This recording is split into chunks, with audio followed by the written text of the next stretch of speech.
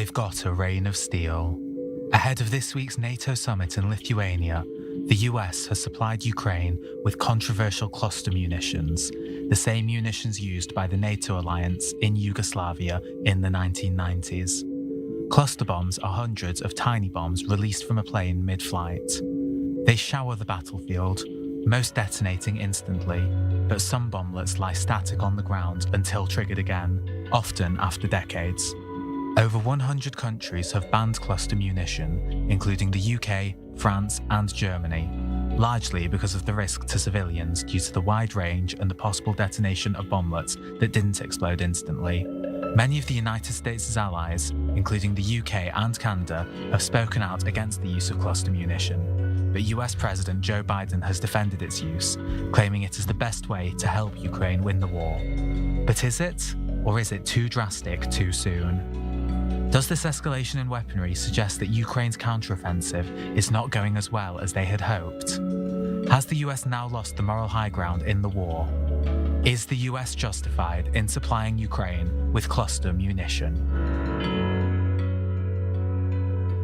Okay, gentlemen, let's get to it. Is the U.S. justified in supplying Ukraine with cluster bombs? You know the rules. We begin with our quick fire round, 30 seconds each to let your initial stance on the matter, and we pick up the conversation from there. So, Mr. Hardie, please take the lead. Your 30 seconds are on. Sure, thanks for having me. Well, I'd start by saying, yes, there are some risks to civilians and friendly forces, but there are also battlefield benefits. And I think Ukraine could have faced the prospect of an early culmination of its counteroffensive had it run out of artillery ammunition. So in weighing the pros and cons, I think Kyiv decided that the pros do outweigh the negatives. And I think that's their decision to make. They're using these munitions on their own territory. And so it's their call. I think we should respect that. And I'm glad the Biden administration has done so. Owen Alterman, your thoughts? I'll play devil's advocate and say no.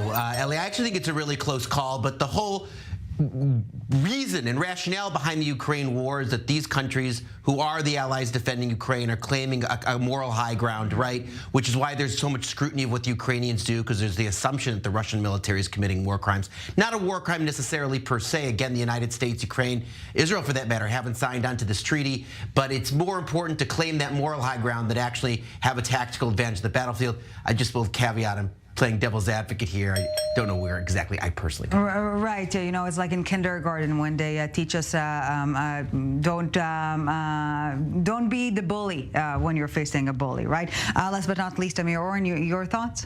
The CBUs, the cluster bomb units, have been perfected when armor units were the better adversary of infantry, and the armor was in mass formations. So the other side, that is the United States, came up with the cluster bombs. And eventually, because civilians were hurt following the battle, it was banned. Jimmy Carter didn't want to sell Israel the CBUs in the 1970s. But it is better to end the war as quickly as possible, even if it means more destruction right now, because attrition would be much more costly. So gentlemen, let's begin our conversation from this point exactly, and let's feel free to interact from this point onwards. Is it going to bring the war closer to an end, those bombs? There are no noble weapons, and no death is as it is in the fairy books when the prince kisses his bride goodbye and goes off to battle. The war must end soon because both sides are blooding each other and themselves. And if this counteroffensive dwindles and the Russians gain the upper hand, it will not end this year. So yes, it is better to have this painful, and one may say claustrophobia right now, than have it go on and on. So, Mr. Hardie, indeed a battlefield game changer, and what does it tell us about the state of the counteroffensive not going as they hoped it will? Well, I think it's safe to say the counteroffensive is going slower than some had hoped, certainly myself. I think that's partly because of Russia's pre-prepared a defensive fortification, minefield, etc. And I think these cluster munitions will be really useful against those dug-in Russian forces. So I think that's part of the rationale for sending them now. And in fact, I think that these Depika munitions are really among some of the more effective munitions that we can send Ukraine because they'll be effective against those dug-in forces and sort of help Ukraine overcome that obstacle. It's good in open areas, not in urban areas and not in forests or other places where the Russians now try to dig in and hide. But there are so many other types of ammunition which the Ukrainians lack or which is not standardized, because the various NATO forces use their own ammunition. NATO does try to have interoperability, but it's very difficult to train the Ukrainian army, to bring it up to par in so short a time. Let me play devil's advocate, right? Because it's not only about winning the war tactically on the battlefield. This is a battle of systems, right? The outcome of this war isn't only going to be determined by who gets a few more kilometers or miles of territory in Ukraine. It's going to be determined who comes out on top by which system is proven to be better and gets more momentum from the war and gets more strength. And one of the great achievements, Ellie and all of us, of the NATO alliance and of the West over the course of this war is staying united, right? Being able to claim that moral high ground, being able to put a spotlight on Russia's system and on Russian conduct in Ukraine. And anything that taints that could taint the ultimate achievement of the war and the ultimate payoff from the war, whatever happens on the battlefield. And on the flip side of that, Owen, not just the U.S. perhaps risking the its moral leadership, if you will, is it also, to an extent, strengthening the Russian stance? Is it pushing Russia to the nuclear option? Well, listen, I mean, I look at it, I think the real risk, again, for the West is not necessarily that, but is the propaganda win, right? The Russians are going to take anything that the West does and try to use it to their advantage in information warfare. But this could potentially give them a kind of gift. There's a wide world to be won, right? Public opinion across the global South and not only, right? And that's the real playing field for this, not necessarily just the front lines in eastern or southern Ukraine, although of course those are important. And of course, as Amir Oren said, there are real people suffering from this war, and it's important to take that into consideration. But in the geopolitical terms and in the geopolitical arena, what's going to determine the outcome of the war and who comes out on top is which system comes out on top. And the great advantage of the West is its moral high ground. But Mr. Devil's advocate, it's not really moral, it's moralistic.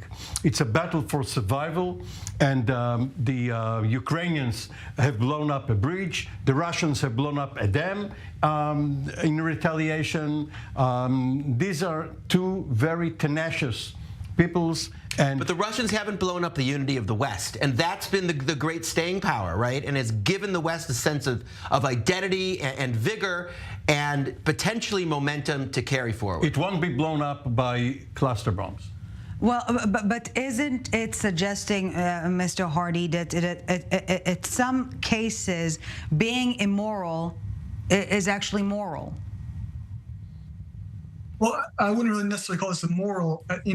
The Ukrainians have made clear they're going to try to use these in places where civilians are not there. The battlefield is already littered with unexploded ordnance. So this isn't really a departure in kind from what the challenge Ukraine is going to already have to deal with. And I'll just add that, yes, to my colleague's point, the information war is absolutely important. But, ultimately, you can't win the war if you have nothing to shoot. I think the Biden administration's decision here came down to the fact that, look, U.S. Ammo stockpiles are dwindling. We need to supply Ukraine with more ammo. The sort of timetable that we had calculated for how much ammunition Ukraine would need is probably getting extended because the counteroffensive is dragging on. So we're going to have to give them something, right? And so this is what we turn to as a last resort. It really was a self-imposed restraint because of scruples.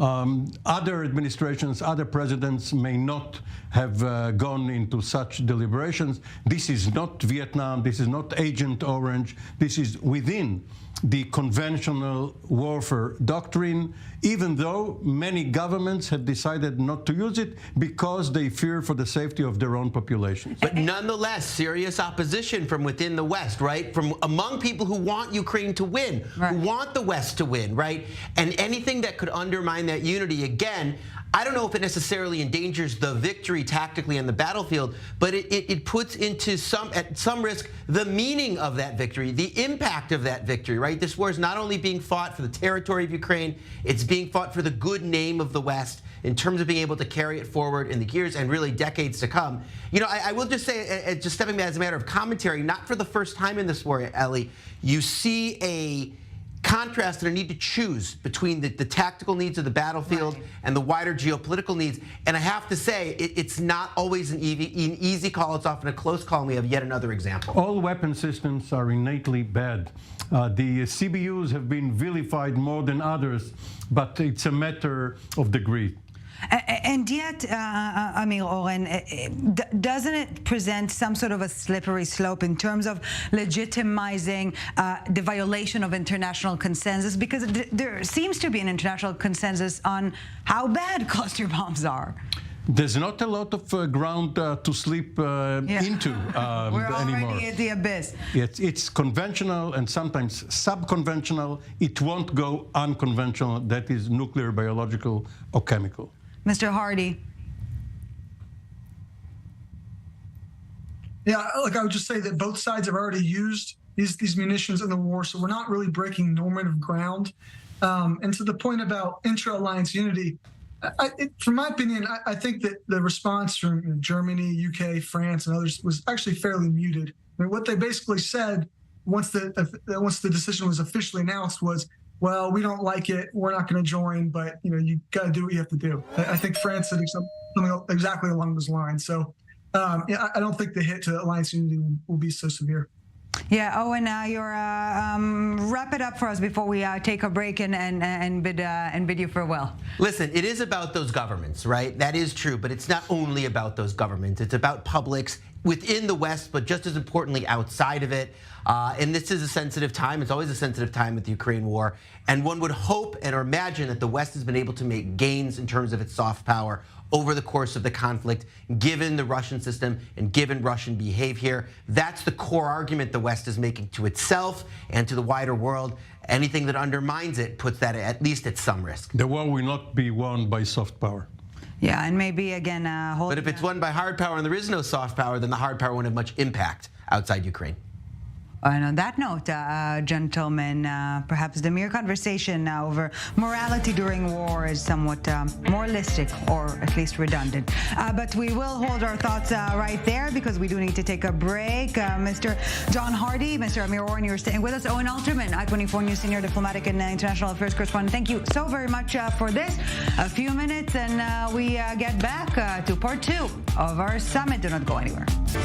Welcome back to the summit. Still with us, defense and government analyst Amir Oren, director of the Russia program at the Foundations for Defense of Democracies, John Hardie, and joining us, international security analyst Martin Himel. Thank you, gentlemen, so very much for staying with us, for joining us. We're also staying on topic, of course, but before we get back to our conversation, what was a tough decision for the U.S. appears to be a no-brainer for the UK in terms that it shouldn't have happened, perhaps putting it in a more British way.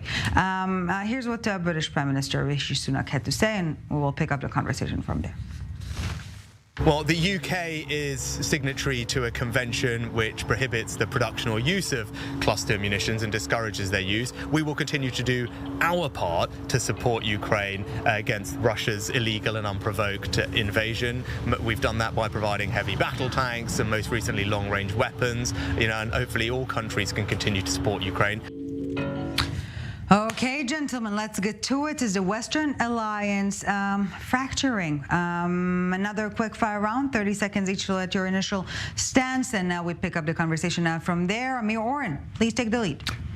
It's a classic line by the British Prime Minister, the old upstairs, downstairs dichotomy, where other people should do our dirty work for us. Okay, short and sweet. John Hardie, your thoughts?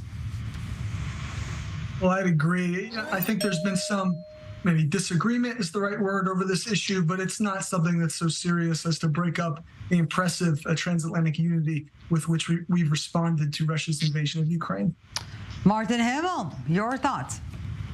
Well, I think it's the opposite of fracturing. I think it's actually strengthening. The cluster bomb issue is not a make it or break it issue by no means. Just look at, since the Russian invasion, Finland has joined NATO. Sweden wants to join NATO. Yes, there's some problems with Turkey over it, but they'll be overcome. NATO is stronger and bigger than it was before, and it's spending more money in defending itself now. So I think NATO is actually strengthening, not weakening. Okay, and before we get further into NATO, and let's feel free to interact from this point onwards, of course, Martin Himel, criticism not just by America's Western allies, the UK, Canada, etc., also in D.C. as well, some Democrats really not on board here. Did Biden shoot himself in the foot here, politically, domestically speaking? I really don't think so. Yes, some of his more progressive portions of his party will come out against this, but I think Republicans will be for it. I think that his own center part will be for it. I don't think he shot himself in the foot by no means. I think that it's just another step in trying to strengthen the Ukraine. Some people find it repugnant. Some people can't go along with it. But on the bottom line is the Ukraine will probably get these weapons. Amir, Oren. Well, the alliance, which is led by the United States, and the United States supplies approximately half of all the funds for it, the alliance has always been dual purpose, political and military. And the political nature was in order for the military to deter attack, and should deterrence fail, to show that it is able to fend off the attack. And we are now in a crucial period in the war where if people are too delicate about the means used in order to block the Soviet war on Ukraine, the war may fail. And the consequences will be much more fatal than if cluster bombs are used. And let's circle back to NATO, of course, the summit in Lithuania about to begin, and Biden, amidst against the backdrop of the cluster bombs criticism, is also suggesting the alliance is not ready for a Ukrainian accession quite yet. John Hardie, when or what will be enough? Well, I think the debate right now isn't really so much whether Ukraine should join NATO during the war, while the war's still going. Even Zelensky has admitted that that's just impossible. The debate really is whether we should give Ukraine some sort of ironclad roadmap that would sort of lay out the path, what they have to do, and when Ukraine will join NATO. The United States has really been resistant to that idea. In fact, we're really standing quite alone, but most NATO allies have been supportive of Ukraine's requests in that regard. So we've pushed back for various reasons. I think the place will settle is just reaffirming the 2008 Bucharest declaration that Ukraine will eventually join NATO, and then some sort of commitment for continued long-term security aid to Ukraine. Martin Himel. I think that this will not cause any sort of major problem for Ukraine with the backing of NATO. I think it will stay strong. I don't think that they need these weapons in order to continue. And, they can't break through minefields. They can't break through these big defenses without real significant firepower. War is not a friendly sport. And I think that there'll be no serious backlash on this move. So, Amir, Oren, what are we waiting for at this point in time? What could be a battlefield or a diplomatic game changer? Ukraine will always be a buffer state between NATO and Russia. Now, Finland, now that it has joined, is of course bordering Russia, not too far from St. Petersburg. But once you get into definitions, what do you mean by Ukraine? Does it include Crimea? What will happen to eastern Ukraine, to the Donbass? It is impossible right now to sort it out, and eventually eventually there will be some modus vivendi between Russia, Ukraine, and NATO, but not right now. So John Hardie, to that point, is Ukraine's end the same as the West's end of the war? Well, I think that the Kiev's ideas about how this war could end are starting to crystallize. There was a report last week that basically the idea is complete a successful counteroffensive, put Crimea at risk, and then the hope is that would force Putin to negotiate in good faith. Obviously that requires a successful counteroffensive in the first place, and then who knows whether that leverage would be enough to convince Putin to end the war. That seems to me like the most plausible way to truly stop the fighting. But unfortunately, I would predict that we'll see some sort of follow-on war if and when we do get an actual ceasefire. Martin. I actually think that I'm pretty pessimistic when it comes to the end. I think we're heading for basically at some point a long war of attrition, because Putin just cannot lose, in quotation marks. He can't concede defeat. Otherwise, he's conceding the end of his authority and maybe his life as well, depending on the situation. And I think that he will fight quite seriously and go beyond many borders that we don't want to consider if he starts to really lose badly in Ukraine. I think where we're heading to is a war of attrition, and when Vladimir Putin exits office, this one way or the other, that's when we'll probably see an end to this war. Amir, Oren, wrap it up for us. Is the cluster bomb debate just on the sidelines, yet another sideline topic during this long-drawn war? Yes, the cluster bomb issue is marginal. It is not decisive. The lines on the ground will probably be frozen once this counteroffensive peters out. And the question of finding a formula by diplomats will probably be on the table before the next presidential election season is upon us at the turn of the year. Hey, I see you liked it. Want more? Just hit the subscribe button right here. Go on. I know you want to.